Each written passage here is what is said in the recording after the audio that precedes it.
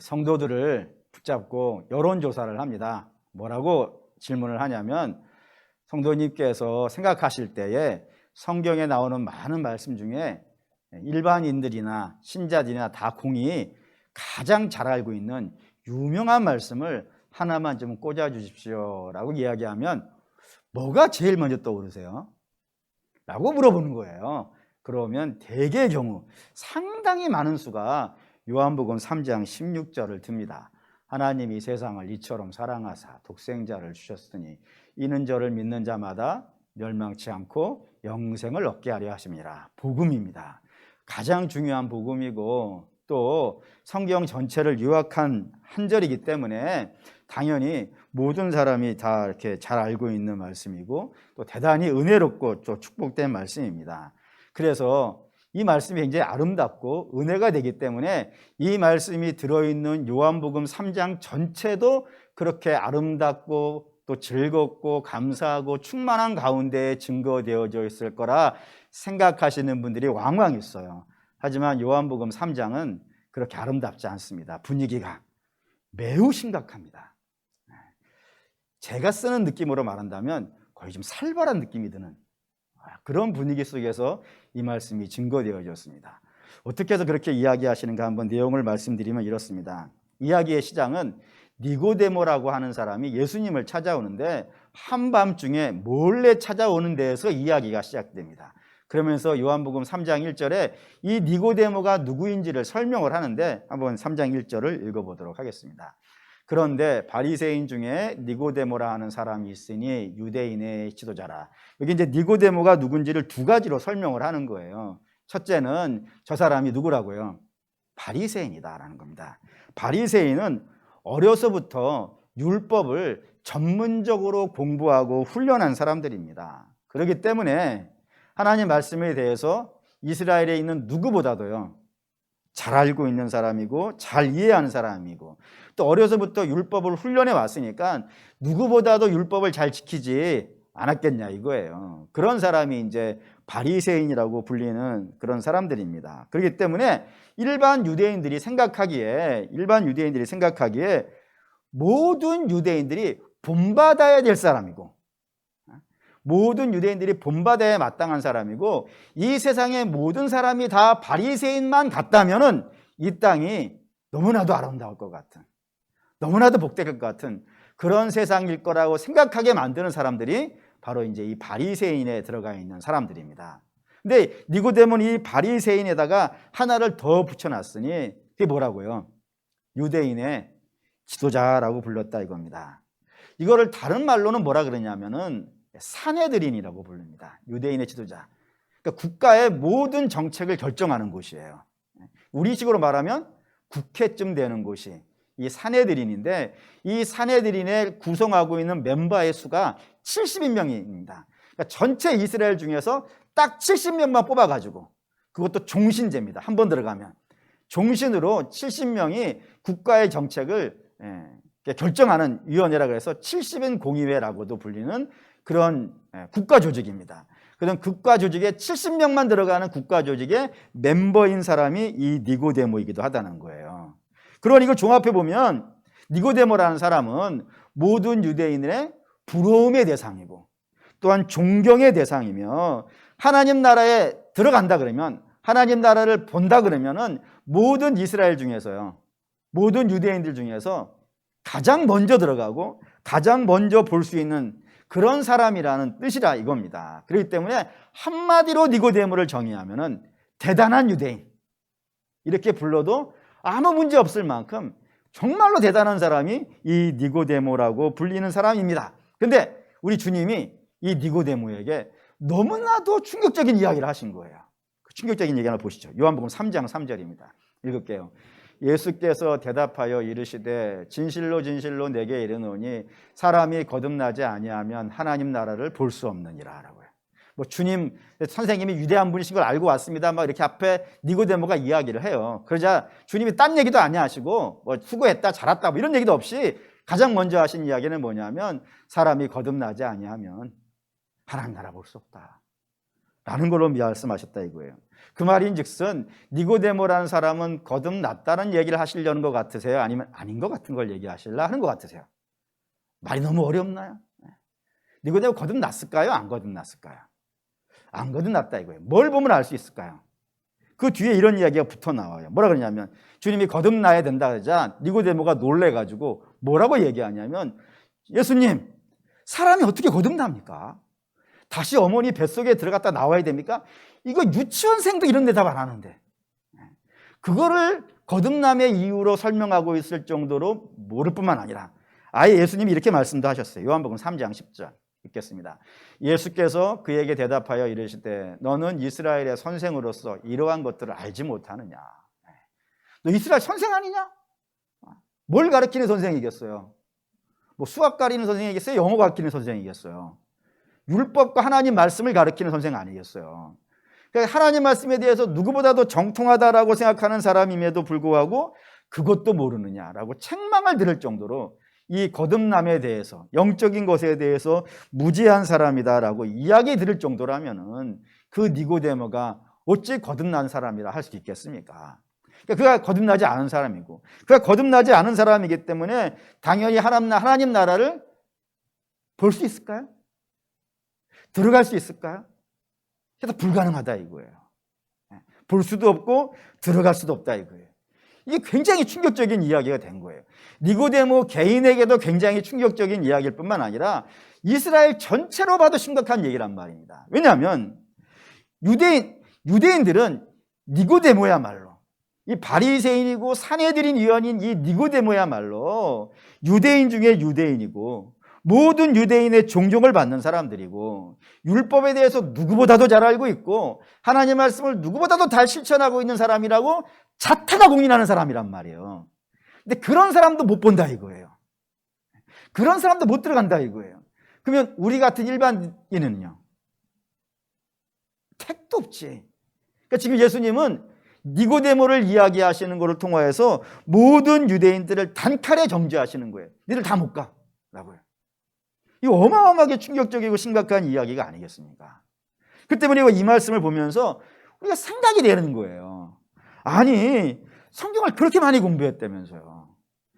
바리새인만큼 예배 많이 드린 사람이 또 어디 있겠어요? 믿음의 돌을 닦은 사람이 어디 있겠어요?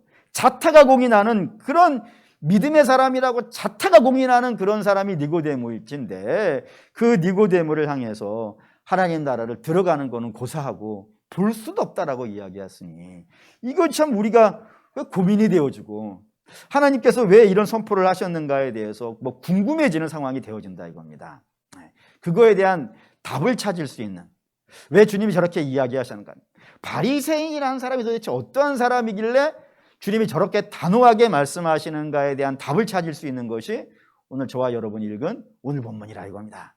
여기에 이제 바리새인들의 특징과 성격과 내용들이 아주 정확하게 등장한다 이겁니다. 내용은 이렇습니다. 한 율법사가 예수님께 찾아와서 물었습니다. 뭐라고 물었냐면 율법 중에 가장 큰 율법이 무엇입니까? 라고 물은 거예요. 그냥 별 특별한 의미가 없어 보이죠? 우리가 그냥 읽을 때는 뭐 당연히 그런 거 물을 수 있고 그렇게 생각할 수 있는데 성경은 여기에 대해서 이상한 주소가 하나 달아놨어요. 3장 22장 35절입니다. 읽을게요. 그 중에 한 율법사가 예수를 시험하여 묻되라고요. 그러니까 율법 중에 어느 율법이 제일 큽니까? 라는 말이 단순한 질문이 아니라는 거예요. 단순한 질문이 아니고 뭐라고요? 시험하는 거라고요. 아니 목사님 그냥 율법 중에 큰 게 무엇입니까? 라고 물은 것이 어찌 시험이 되겠습니까? 라고 이제 생각하시고 또 물어보실 수 있겠지만 거기에 이제 이런 이유가 있어요. 이 바리새인들마다 중요한 율법이 큰 율법이 다 달라요. 다 달라요. 다 다른다 이겁니다. 그래서 어떤 사람은 이 율법이 중요하다는 사람이 있어요. 또 어떤 사람은 이 율법이 중요하다는 사람들이 있어요. 그래서 이 둘이 아주 나누어져 가지고 치열하게 논쟁을 한다 이겁니다. 바리새인도 그래요. 그러니까 바리새인들도 그냥 바리새인 통째로 하나가 아니라 그 안에도 분파가 다 있어요. 분파가 있어요. 예를 든다면 우리나라도 그런 거 있어요. 그 1,000원짜리에 계신 분이 이황 선생님이시잖아요. 그분을 중심으로 그분의 제자들이 한 패가 있고 5,000원짜리의 주인공이 율곡 선생님이세요. 이분이 또 한 패가 있어요. 그들이 이제 막 성리학 갖고 막 이런저런 이야기하고 막 토론하고 막 그런단 말이죠. 그것처럼 바리새인들도 유명한 사람이 하나가 있어요. 훌륭한 선생이라고 불리는 사람이 하나가 있으면 그 사람 주변에 한 세력이 형성이 되어져요. 그리고 또 한 사람이 유명한 사람이 있으면 또 그 사람 주변에 또 한 세력이 형성이 되어져요. 그래서 그 선생님 되시는 분이 내가 생각할 때는 율법 중에 이게 중요해 라고 이야기하면 밑에 제자들은요, 이유도 없고 묻거나 따질 것도 없이 전부 다 그게 중요한 거예요. 또 이쪽 선생님이 이게 중요합니다 라고 이야기를 하면 그 밑에 제자들은요, 다 그게 중요하다고 생각을 하는 거예요. 그래서 모여가지고 만날 때마다, 바리새인 그룹 모일 때마다 모여가지고 우리 선생님은 이게 더 중요하다고 얘기했다라고 하고 우리 선생님은 이게 더 중요하다고 얘기하다가 서로 막 감정이 격해지면요, 막 치고받고 싸우는 일들이 발생이 되고 심지어는 이 토론으로 인하여서 원수가 되기도 했다 이겁니다. 그러니까 이 본문에 등장한 율법사라고 하는 사람은 예수님을 이 전쟁터로 불러들이는 거예요. 지금 바리새인들 만마다 모여가지고 전쟁하고 있는 그 전쟁터에 예수님을 초대를 해가지고 이 전쟁에 참여함으로 예수님이 이게 중요합니다 라고 얘기하면 그 외에 다른 파들은요, 그게 왜 중요합니까? 라고 그냥 늑달같이 달려들어서 공격하게 하는 것이고, 그게 싫어가지고 이게 중요합니다 그러면 왜 또 그게 중요하다고 합니까? 하고 또 늑달처럼 달라드는 거예요. 그래서 예수님이 그게 다 귀찮으니까 그럼 다 중요해 라고 얘기하면요, 짓불도 모르는구만. 저 회색 분자야. 대체로 이것도 맞고 저것도 맞고 하는 사람은 잘 모르는 사람이잖아요. 시험 보면 아시죠? 1번, 2번, 3번, 4번 중에 다 동그라미 치면 뭐라 그래요? 그런 거라 이거예요 지금. 그렇게 해서 이것저것 다 공격받는 자리로 예수님을 불러들였다 이겁니다. 아주 그냥 만만치 않은 문제였어요. 근데 이 문제 안에는 그 문제가 겉으로 드러난 문제이고 속으로는 좀 더 심각한 문제가 있습니다. 심각한 문제는 이렇습니다. 여러분 생각하실 때 율법 중에 큰 율법과 작은 율법이 논리적으로 있을 수 있을까요? 없을까요? 예를 들어서 제가 여러분들에게 뭐 이렇게 예를 드는 거예요. 지시를 했어요. 뭘 하라고 명령을 했어요. 그러면은 그 명령들 중에는 맞는 것이 있겠죠. 반면에 틀리는 것이, 여러분들을 시험으로 초대하고 있습니다. 틀린 것이 있을 수밖에 없다 이거예요. 왜죠? 저는 다 알지 않아. 전 다 알지 못해요. 여러분들의 사정을 다 몰라요. 그래서 그냥 제 생각으로 이야기할 수 있기 때문에 제가 한 말은 맞는 말도 있고 틀리는 말도 있고 뭐 중간쯤 되는 말도 있기 때문에 토론이 돼요. 이 말이 진짜 맞는 것인가 안 맞는 것인가. 근데 이 율법이라는 거를 주신 분은 누군 거예요? 하나님이에요. 하나님은 지식에 부족함이 없는 분이잖아요. 그러면 모자란 게 없는 분이잖아요. 뿐만 아니라 그 말씀이 어떻게 결과되어지고 완성되어질 것들도 다 알고 계시는 분이란 말이에요. 그분이 어떤 말을 하나를 하면은 그 말씀 중에는 중요하지 않은 말씀이 있을 수가 없어요. 그래서 우리 주님이 율법 중에 1.1핵 들었단 말이에요. 1.1핵. 1.1핵이 뭐냐면 점 하나예요. 점 하나. 그 히브리어에 점 하나가 있는데 그 점 하나에 의해서 의미가 달라진단 말이에요. 그 점 하나도 틀릴 수 없다라고 말씀하실 정도로 그런 분이 말씀하신 거니까 율법 중에 경중을 따진다는 것은 의미가 없단 말이에요. 근데 왜 유대인들은, 바리새인들은 모여가지고 어느 율법이 더 중요하고 어느 율법은 덜 중요하고 뭐 이런 걸 갖고 치열하게 논쟁을 하고 싸우기도 할까요? 그 이유는 율법이 너무 많아요. 너무 많아요. 몇 개 있을 것 같으세요? 공식적으로 알려진 율법의 개수는 613개입니다. 613개. 근데 문제는 613개가 전부가 아닌 거예요. 거기에 뭐가 붙을 것 같으세요? 그 율법을 해석해 놓은 장로의 유전이 붙어요. 예를 든다면 10계명 있죠. 10계명 중에 4계명이 뭡니까? 안식일을 기억하여 거룩하게 지키라는 거예요. 그러면 이제 이 바리새인들이 모여가지고 토론을 하는 겁니다. 안식일을 기억하여 거룩하게 지킨다는 걸 어떻게 하는 게 안식일을 거룩하게 지키는 것인가? 이거 갖고 토론을 해가지고 그 세부 규칙들을 쫙 만들었어요. 그 중에 이런 거 있어요. 안식일 날이 되면 5km 이상을 걸으면 안 돼. 그러니까 성전을 중심으로 5km니까 딴 데 가지 말라는 거겠죠. 그리고 불 피우지 마. 또 뭐 전기도 끄면 안 돼. 신발끈 묶으면 안 돼. 뭐 이런 식으로 여행 가지 못하게 하는 거겠고요. 그러니까 그런 것들이 쭉 있는데 몇 개가 있냐면 39개가 있어요. 사계명 하나에. 탈무드에 있어요. 39개가.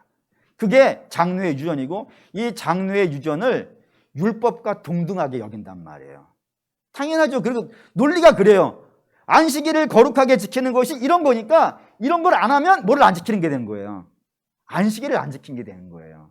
이렇게 한 율법 613개 중에 하나에 39개가 붙어 있어요. 하나만 있는 건 없어요. 계명마다 율법마다 해석이 쫙 붙기 때문에 최소 몇 개에서부터 많게는 수십 개가 붙어요. 그러니 613개의 율법만 있는 것이 아니고 실제로는 한 계명마다 10개씩만 붙여도 6,000개예요. 그런데 10계명 같이 뭐 많이 붙어 있는 것 같은 경우를 다 합치면 어쩌면 수만 개가 될지도 몰라요. 어마어마하게 많아요. 그거를 지킬 수 있을까요? 없을까요? 아니, 기억도 못해. 한 번에 그거 기억도 못해. 나도 모르는 사이에 지나가면서 범죄하고 다니는 것이, 예를 들어서 안식일에 5km만 가야 된다는데 내가 걷다가 5km 가고 1mm를 넘으면 어떡할 거예요? 예. 신발끈을 묶는데 묶으면 안 된다 그랬으니까 신발끈을 이게 네 칸을 묶으려면 문을 네 칸을 묶어야 된다고 칩시다. 근데 어떻게 하다 보니까 세 칸만 묶고 이거 된 거야 안 된 거예요? 그러니까 그런 식으로 따지면 더 많아지는 거예요. 그러니까 어마어마하게 많기 때문에 기억조차 못한단 말입니다. 그래서 이제 바리새인들이 모여서 회의를 하는 거죠. 다 기억을 못하니까 뭐가 더 중요하냐? 그래도 꼭 기억해야 되는 거야. 뭐가 더 중요하냐라고 하면서 중요한 것과 안 중요한 것을 나누기 시작했어요. 안 중요한 것을. 그래서 중요한 거 200몇 가지. 안 중요한 게 기억이 나네? 613개에서 안 중요한 것이 365개예요. 하루에 한 개씩 365일이니까. 그 나머지가 이제 중요한 것이 돼요. 200몇 개가 될 거야, 아마. 그러니까 그렇게 나눠놓고 요거는 중요해. 그러니까 지켜야 돼. 이건 안 중요해. 이건 좀 지켜야 되지만 좀 유두리가 있어. 뭐 이렇게 냈단 말이야. 내고가 돼. 이런 식으로요. 알아듣는 중이죠. 네. 그렇습니다. 그러면 중요한 것 쪽에다 뭘 넣을 것 같으세요? 1번, 내가 지키지 못하는 것. 2번, 내가 지킬 수 없는 것. 3번, 내가 상상도 못하는 것. 뭘 넣을 것 같으세요? 내가 지키는 거 넣어요. 내가 못 지키는 건요, 넣을 수가 없어요. 왜죠? 그거 넣어가지고 이야기했다가는 흠잡힐 일이요 있는 거예요. 그리고 내가 흠잡혀버리면은 우리 학파는 어떻게 되겠어요? 자존심 무너지지. 집을 지키지도 못하는 걸 중요하다고 이야기한다고. 너나 지키라고.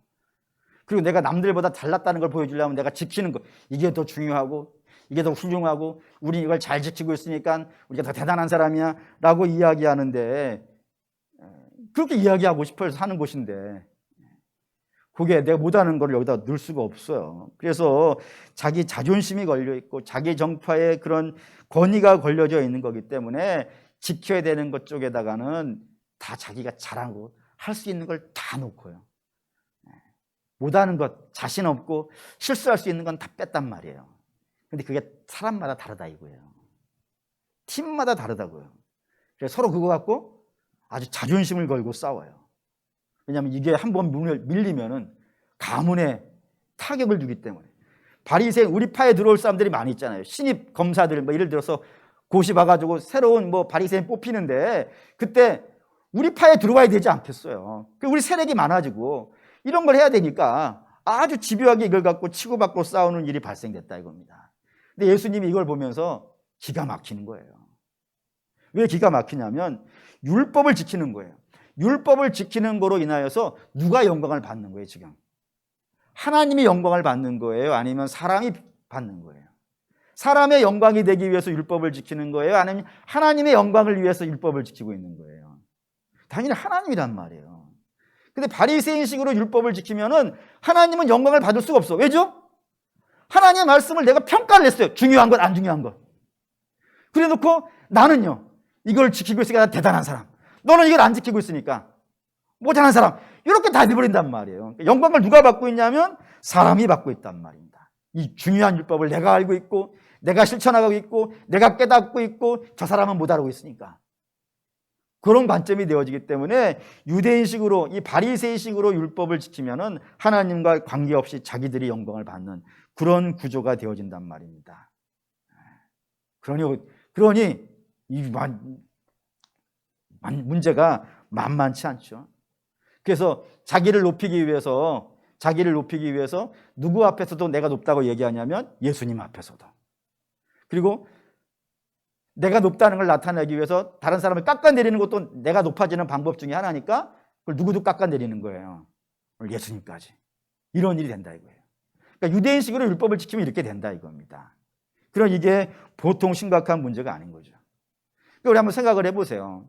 율법이라는 것, 이게 지키는 것이 하나님께 영광이 되어야 되는데 하나님께 영광은 안 되고 어떻게 이것이 자기를 높이는 도구가 되어주고 또 예수님을 공격하는 그런 도구가 될 수 있을까? 어쩌다가 하나님이 주신 그 복된 율법이 이런 식으로 변질되었을까? 생각해보면 답은 딱 하나가 있는 거예요. 그게 뭐냐면 바리새인은 자기가 살아있기 때문이라는 겁니다. 자기가 살아있어서. 여러분, 살아있는 것의 모든 살아있는 것의 가장 중요한 특징은 다 자기중심적이에요. 자기를 위하려고 그러고 자기를 섬기려고 그래요.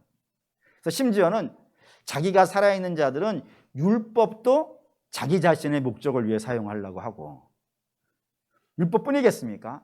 하나님이 어떤 거를 주더라도 다 자기의 목적과 자기의 만족과 자기의 기쁨과 자기의 즐거움을 위해서 다 쓰려고 한다 이겁니다. 심지어는 복음도 그래요.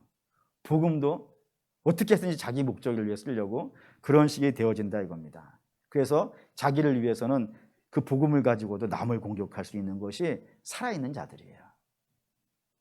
그렇게 자기가 살아있는 자들이 하나님 나라에 들어갈 수가 있을까요? 이게 불가능하다 이겁니다. 왜죠? 들어가서 뭐 하겠어요? 자기가 살아있으니까. 살아있는 자는 자기만 위한다면서요. 자기중심적이라면서요. 그럼 하나님 나라에 가서도 자기중심적이 되지 않겠어요? 서로 만나가지고 성도들 만났는데 거기서도 자존심 이야기하고, 거기서도 자기 욕심 이야기하고, 거기서도 자기 즐거움 이야기하려고 그러고, 내 만족과 내 즐거움을 위해서 남을 깎아내리기도 한다 그러면은 거기에 어떻게 기쁨이 있고 평강이 있겠어요?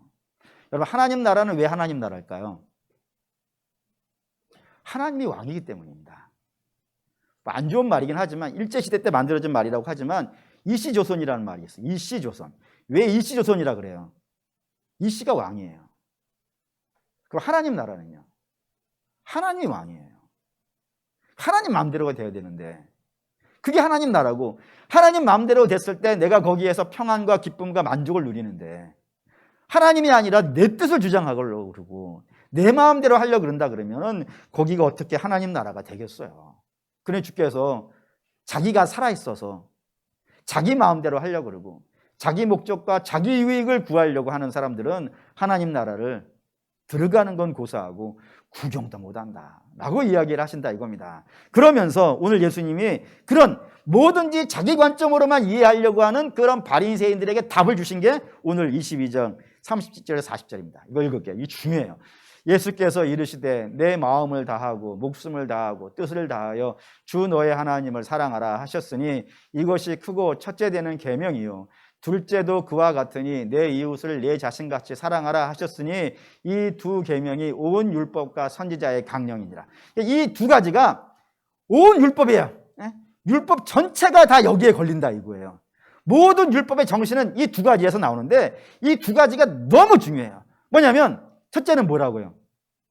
하나님을 사랑하라고. 그런데 문제는 하나님을 어떻게 사랑하라는 거예요? 내 마음과 내 뜻과 내 목숨을 내놓고 해요. 하나님 사랑하는데 하나님 사랑하는 방법이 자기를 죽이는 거예요. 놀랍죠? 이 바리새인들에게 자기가 뭐였어요? 자기를 높이고 싶은 사람들이란 말이에요. 자기를 높이고 싶어가지고 율법도 자기 마음대로 구분해가지고 중요한 것, 안 중요한 것, 그리고 중요한 것 갖고 서로 싸우고 막 그런 사람들이고, 심지어 남을 깎아내려서라도, 심지어는 예수 그리스도를 죽여서라도 자기를 높이고 싶은 사람들이란 말입니다. 그런 사람들에게 너희가 진짜로 하나님 사랑하고 싶어? 그러면 너희를 죽여야 돼. 너 자신을 죽여야 돼. 그래야 하나님 사랑이 돼. 너 자신을 붙잡고 있어 하나님 사랑이 안 돼! 라고 얘기하신 거란 말이에요. 두 번째는 뭐예요? 이웃을 사랑하는데, 이웃을 사랑하라는 말이 중요한데, 그거 앞에 중요한 말이 있어요. 다시 한번 좀 띄워주세요. 둘째는 이것이니, 한번 다시 읽을게요. 둘째도 그와 같으니 내 이웃을 내 자신같이 사랑하라 하셨으니라고 되어 있어요. 내 이웃을 사랑하는데 어떻게 사랑하라고요? 그와 같이.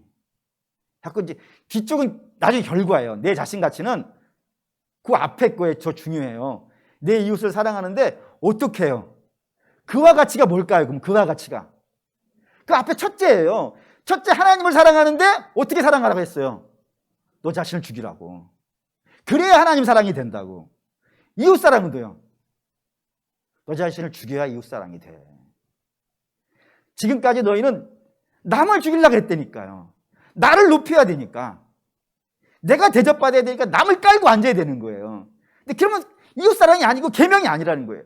계명이 되어지려면은 너 자신을 죽여야 돼. 너 자신을 죽여야만이 비로소 이웃 사랑이 돼. 그래야 내 몸같이, 내 자신같이 사랑할 수 있게 되는 거야 라고 이렇게 말씀하시고 있더라 이겁니다. 이게 율법의 요구라고. 이 율법의 정신이라고 이야기한 거예요.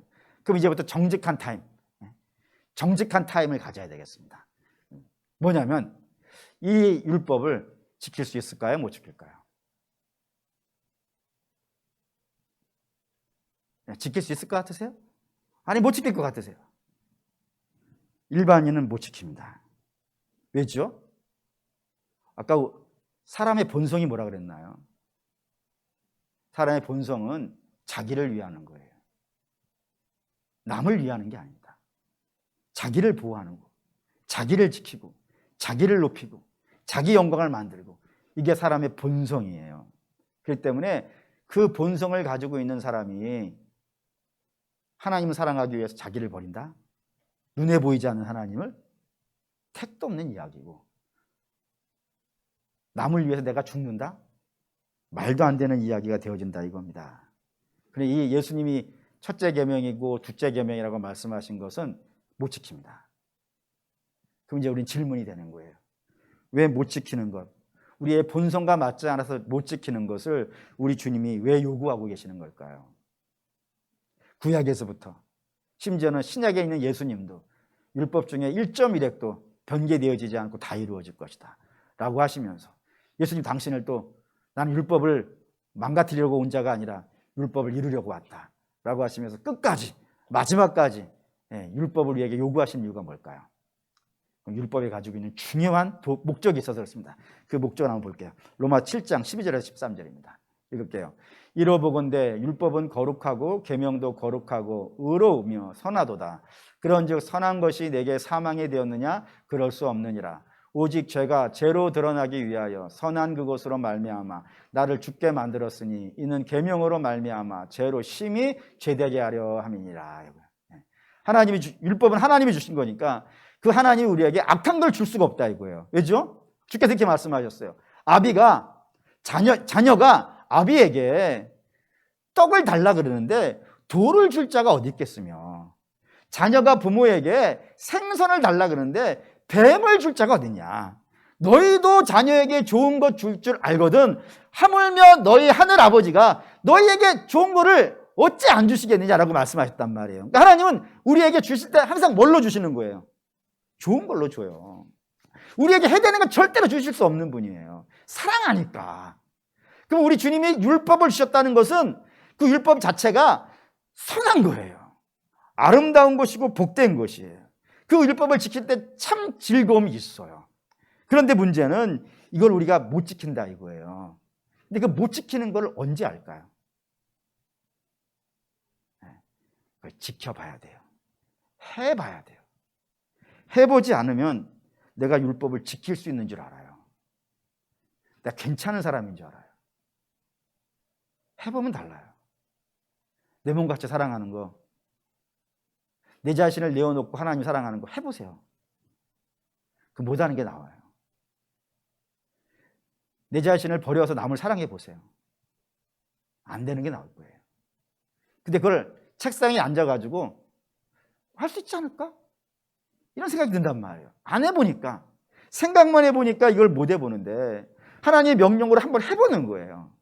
해보면 야, 우리가 율법에 간단한 것도 하나 지킬 만한 힘이 우리에게 없구나 라는 걸 그제서야 비로소 알아요. 내가 얼마나 그래서 연약한지도 알고 내가 얼마나 악한지도 알아요. 그러니까 율법이라는 것은 내가 죄인이라는 사실을 드러내주는 도구예요. 너무나도 순결한 것이기 때문에 그것을 갖다가 우리에 집어넣어 버리면 우리가 그걸 지키지 못하는 걸 통하여서 우리가 죄인이라는 걸 안다 이겁니다. 마치 율법은 영혼의 MRI 같아요. 몸 안에 이상한 저런 병들 있잖아요. 그걸 MRI가 쫙 찍어가지고 안 보이는 곳에 숨겨져 있는 병까지 쫙 끄집어내듯이 율법이 우리를 찍으면 말이죠, 우리 영혼의 상태가 드러나요. 연약함과 힘없음과 부족함과 그리고 막 드러난단 말입니다. 그럼 우리 주님께서 그걸 드러내고 싶은 거예요. 율법을 통하여서. 왜 그럴까요? 왜 그걸 드러내고 싶으실까요? 우리를 조롱하려고? 우리를 멸시하려고? 우리를 천대하려고요? 아닙니다. 3장 갈라디아서 3장 24절 분명히 기록되어 있습니다. 읽을게요. 이같이 율법이 우리를 그리스도께로 인도하여 초등교사가 되어 우리로 하여금 믿음으로 말미암아 의롭다함을 얻게 하려 합니다. 우리를 어디로 인도해 가려고요? 예수님께로. 율법이 없으면 내가 괜찮은 줄 알아요. 이 정도면 법 없이도 살 수 있는 사람이라고 생각을 해요.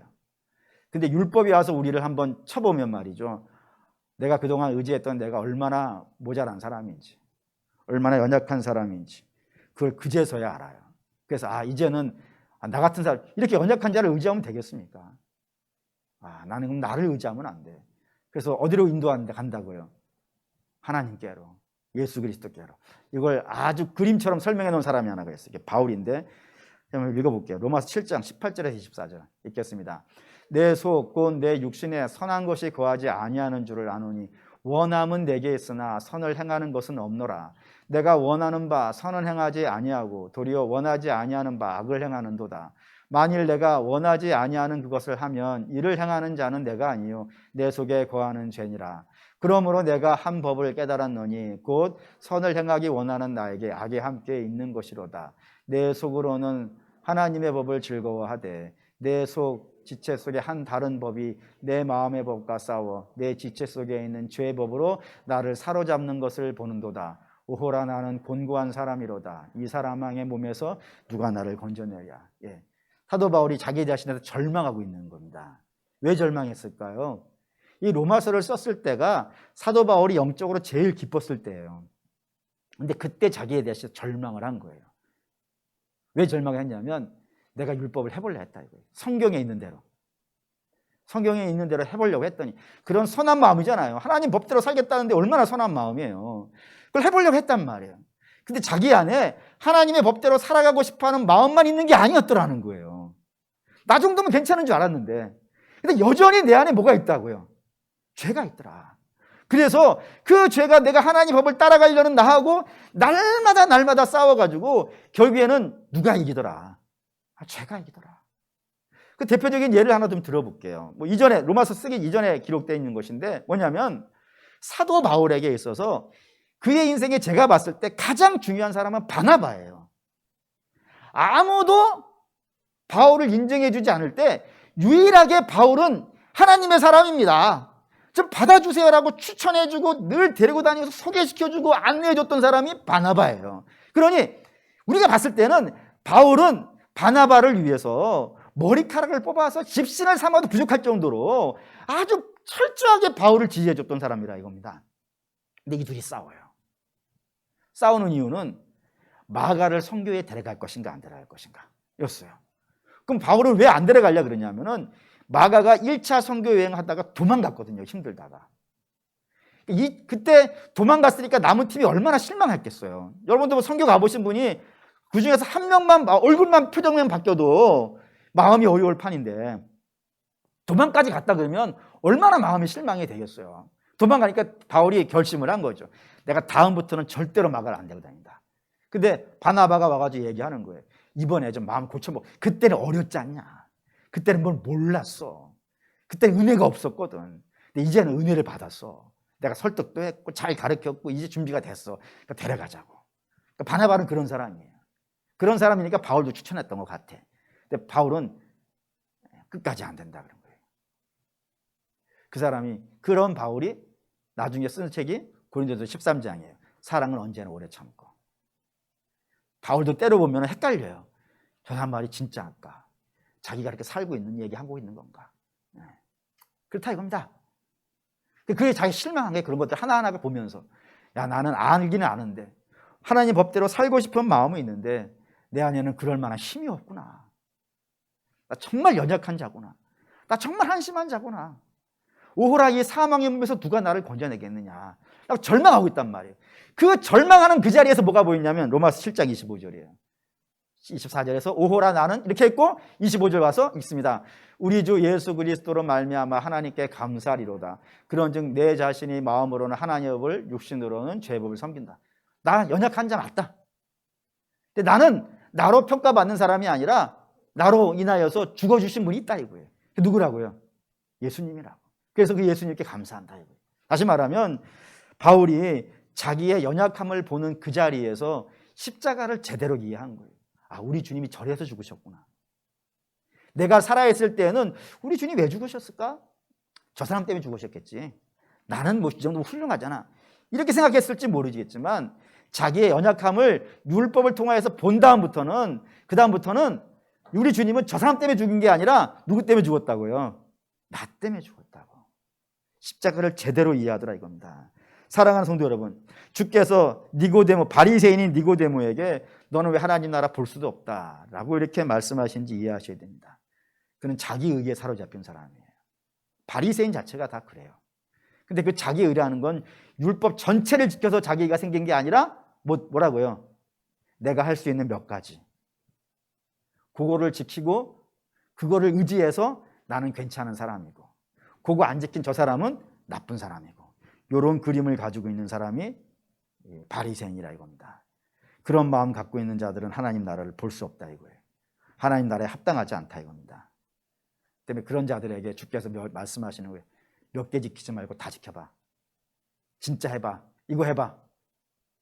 하나님 사랑하는데 네 목숨 내놔봐. 이웃 사랑하는데 그와 같이 네 목숨 내놔봐. 그러면 절망해야지. 주님 나를 불쌍히 여겨주십시오. 그러면서 등장하는 말씀이 하나님이 그런 세상을 이처럼 사랑하사 독생자를 주셨으니 이는 어떻게 하라고요? 너를 믿지 말고 나를 믿으라고. 그러면 너가 산다고. 그러면 영광을 누리고 그러면 심판받지 아니하고 그러면 이 모든 것들을 해갈 수 있을 거라고. 그렇게 요구하시는 거라 이겁니다. 그러면 그 요구를 들었으면 주님 붙잡아야죠. 그러니까 그런 면에서 니고데모는 굉장히 복받은 사람이죠. 그 얘기를 직접 들었으니까. 그래서 여러분 믿음이라는 건 그런 겁니다. 믿음은 나를 믿는 게 아닙니다. 연약한 나를 어디를 믿을 수 있겠어요.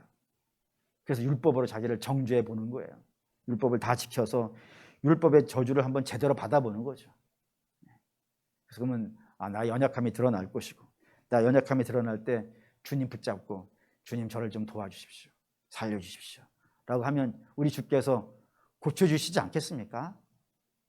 12회 혈류병으로 고난받던 여자가 그 12회 동안 자기 힘으로 그걸 고쳐보려고 했다가 안 됐잖아요.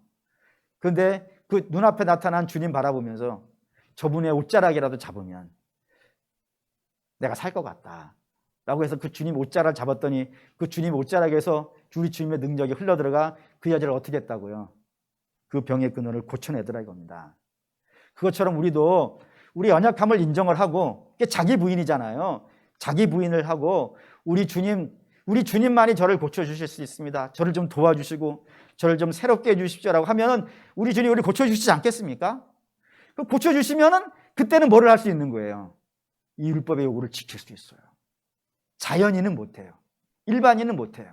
오직 누구만이 이 율법을 지켜낼 수 있냐면 주님이 고쳐줘서 거듭난 자들, 그런 자들만이 하나님을 목숨 내놓고 사랑할 수 있고 이웃을 그렇게 사랑할 수 있고 그렇게 율법을 지켜가는 그런 사람들에게 말할 수 없이 놀라운 평화와 기쁨이 넘친다는 것이 오늘 주님이 우리에게 하신 말씀이라 이겁니다. 그리고 우리 사랑하는 믿음의 성도 여러분, 코로나 시대죠. 뭐 좋은 게 뭐가 있겠어요? 이때는 다 안 좋죠. 근데 다 안 좋다는 것이 하나가 좋은 게 되는 게 있더라고요. 그게 뭐냐면 이 코로나 시대에 너무 무력해요. 우리가 왜 이렇게 아무것도 못하지, 뭐 그런 실망감이 들어가는 그런 때입니다. 근데 그게 제게 메시지가 됐어요. 그런 것도 하나, 이것 때문에 감당도 못하고 실망하고 있는 너를 의지하지 말고 나를 붙잡으라 라는 것이 그나마 이 코로나 시대에 우리가 붙잡을 수 있는 메시지라는 생각이 좀 들더라고요. 그럼 여러분도 율법의 저주까지 받을 필요가 뭐 있겠습니까? 주께서 다 설명해 놓으신 건데, 바라고 원하는데 좀 힘든 때 이때에 우리 스스로의 연약함들을 좀 잘 이해하셔가지고 내 힘으로는 이 시대를 못 뚫고 가겠네, 안 되겠네, 나는 그냥 주님 붙잡고 주님이 인도하시는 것만큼 한 발자국 한 발자국 가야지. 그러다 보면 어느 순간인가는 주께서 우리를 푸른 풀밭과 실만한 물가에 눕히시지 않겠는가 라는 믿음이 생길 수 있는 때인 것 같습니다. 그리고 우리 우화영생교회 모든 성도들은 이런 모든 상황들을 보면서 우리 연약함들을 인정하시고 자기를 부인하고 오직 주님만이 우리를 구원하실 수 있는 분이라는 걸 철저히 믿고 그분의 옷자락을 붙잡고 한 걸음씩만 전진하실 수 있는 저 여러분 되시기를 주의 이름으로 축원합니다. 아멘.